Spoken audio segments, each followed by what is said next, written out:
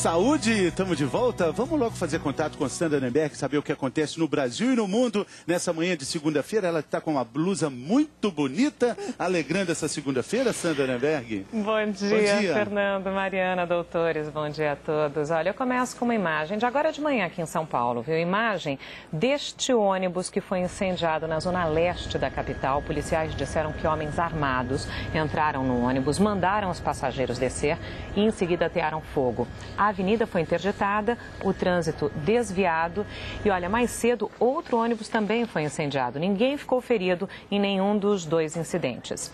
A Polícia Federal apreendeu essa madrugada uma embarcação cheia de cigarros contrabandeados e 2 caminhões que fariam o transporte. O carregamento estava na beira do lago de Itaipu, região de fronteira. Um paraguaio de 26 anos foi preso. A chuva do fim de semana em Belo Horizonte agravou a situação de 2 prédios que estão com rachaduras na estrutura e correm o risco de cair. Eles ficam na região oeste da cidade e foram interditados pela Defesa Civil.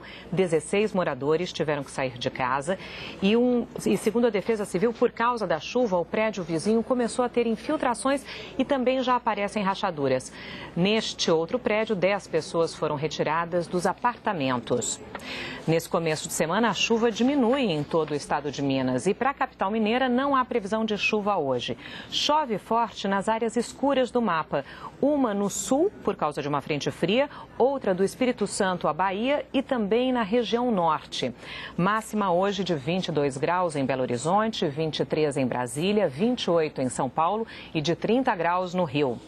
Notícias internacionais: 260 pessoas morreram e 1.090 ficaram feridas no terremoto de 7,2 graus de magnitude que atingiu o leste da Turquia ontem. O epicentro foi a apenas 5 quilômetros de profundidade. Ainda há vítimas debaixo dos escombros. Povoados inteiros ficaram destruídos. Muitos prédios estão com a estrutura abalada e podem cair com os tremores secundários. Foram registradas mais de 70 réplicas. Na Tunísia, país onde começou a Primavera Árabe, toda a Tunísia foi às urnas ontem. Mais de 7 milhões de tunisianos elegeram a Assembleia Constituinte, com 217 integrantes. O resultado deve ser divulgado amanhã. Eles vão eleger um governo de transição, um presidente e um primeiro-ministro que vão comandar o país até as eleições gerais.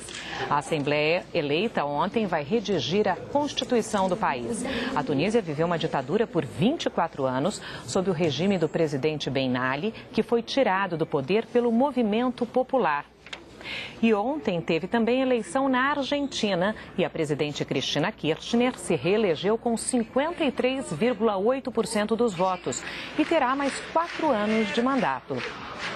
Essas são as principais notícias desta segunda-feira, início de semana. Fernando e Mariana. Obrigada, Sandra. Uma ótima semana para você e até o jornal hoje, hein? Até lá. Obrigado, Sandra. Até. Bom, a gente foi para o intervalo com uma perguntinha da Verônica. Vamos dar uma olhada qual que era mesmo?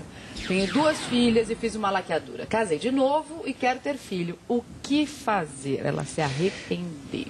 Esse arrependimento é terrível. Isso tem que ser evitado. Por isso, quando você partir para uma cirurgia dessa, você tem que pensar muito, várias vezes. Mas no caso da Verônica, a primeira coisa que você precisa fazer é o espermograma do companheiro. Saber se ele tem espermatozoide. Porque senão você faz, você religa, ele não tem espermatozoide, não adiantou nada.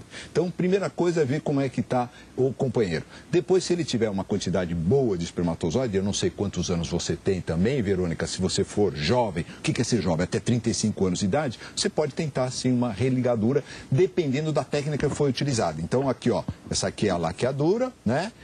Dependendo da técnica que foi reutilizada, você pode religar, mas é uma cirurgia custosa, é uma cirurgia que vai durar pelo menos umas 2 a 3 horas. Então, aqui tem a laqueadura. Então, houve uma interrupção na passagem. A religadura, a reanastomose, que nós chamamos tecnicamente, é você coloca novamente aqui a tuba uterina, faz uma sutura costura aqui a trompinha com um fio mais fino do que um cabelo, para você ter uma ideia. Agora, doutor Zé Bento, é uma nova cirurgia, como toda cirurgia tem riscos de uma cirurgia. Riscos. Pode não dar certo? Pode não dar certo, a chance de dar certo até é bem grande. Quer dizer, isso que não quer dizer que também, dependendo da técnica, às vezes a gente nem consegue fazer a reanastomose. Então, por isso, sempre ainda tem a fertilização in vitro, que você pode pegar um óvulo, pode juntar com um espermatozoide, pegar o embriãozinho e colocar dentro do útero da mulher. Mas depois, então, olha só quanta coisa pode acontecer. Por isso que é importante não se arrepender, né? Pensar muito bem antes. Exatamente, que é por isso que é muito importante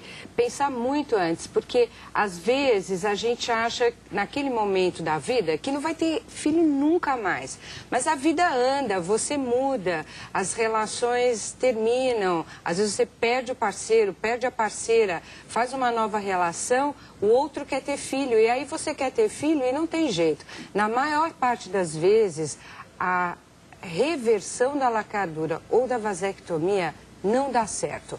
Ou porque o candidato não tem as condições de sucesso, ou porque mesmo fazendo a religadura, a gravidez não acontece.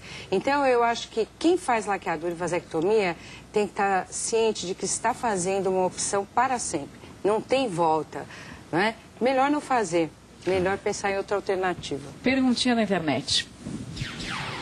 Depois de uma mulher fazer laqueadura, pode fazer inseminação artificial? É a Thaís de Brasília, no Distrito Federal. Essa é só uma das dúvidas que ficaram para este programa que está terminando.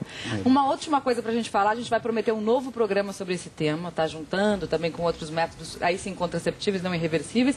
E é o seguinte, só para a gente lembrar, quem faz vasectomia ou laqueadura, pelo amor de Deus, hein, não está protegido das doenças sexualmente transmissíveis, como a hepatite, a sífilis, a AIDS e também a gonorreia. Não está protegido. Por isso que a dica do bem-estar fundamental é use camisinha, sempre. Então, muitas perguntas, a gente vai falar sobre isso em outro programa. E agora, eu com o Dr. Zé Bento, vamos participar de um bate-papo aí com você. Entra na página da internet, g1.com.br, conversa com a gente, manda a sua pergunta e a gente volta a falar sobre isso em uma outra ocasião. Muito obrigado pela companhia de vocês, pela sua companhia. Boa semana. Se cuida, gente. Uma ótima semana e a gente se vê de novo amanhã. Até lá, hein?